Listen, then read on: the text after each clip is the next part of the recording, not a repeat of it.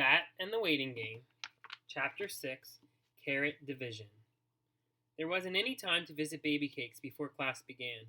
Usually the first thing Bat did when he entered Mr. Grayson's classroom was head straight to the back to check on the class pet. Baby Cakes, a fluffy Angora puffball of a bunny, usually didn't respond to Bat's gentle cooing. She'd just sit atop her plastic hutch inside her pen and look adorable. But today, Bat had brought a carrot from home to feed the Baby Cakes, and she would always hop over for a carrot. If he hadn't been waiting outside of school for Israel to arrive, Bat would have had plenty of time to give the carrot to Baby Cakes. As he was, he would have to wait for recess.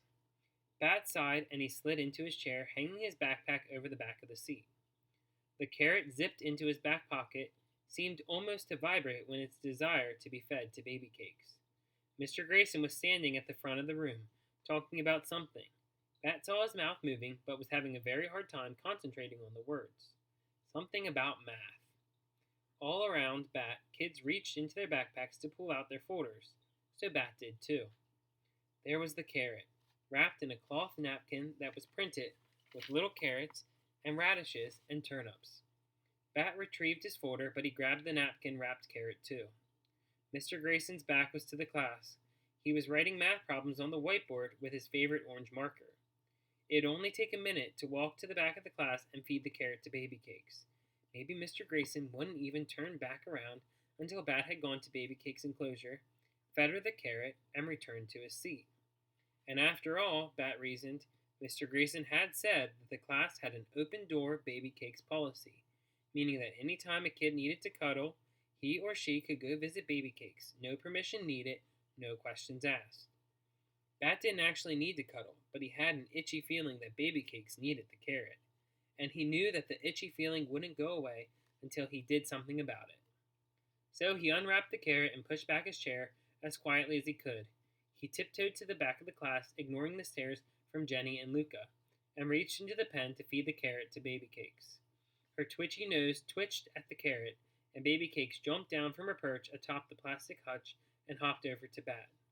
Silently, Bat held the carrot as Baby Cakes nibbled at it. She took little bites and chewed them quickly, her white face vibrating with joy. Bat, said Mr. Grayson's voice from just behind Bat's left shoulder. Bat jumped, startled, and his quick movement scared Baby Cakes, who darted into her hutch, just her fluffy tail sticking out. You made me scare Baby Cakes, Bat said. She'll recover, Mr. Grayson said. Do you think you could save the rest of her carrot until break?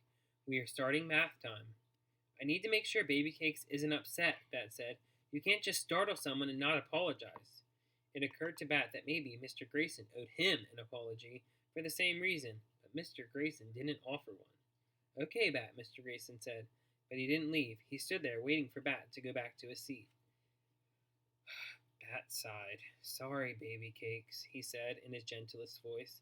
Then he broke the carrot into 3 smaller pieces and set the pieces softly down inside the bunny's enclosure before he went back to his seat, dividing 1 carrot into 3 parts. That, Bat thought, should count as math for the day. And that is the end of Chapter 6 of Bat and the Waiting Game.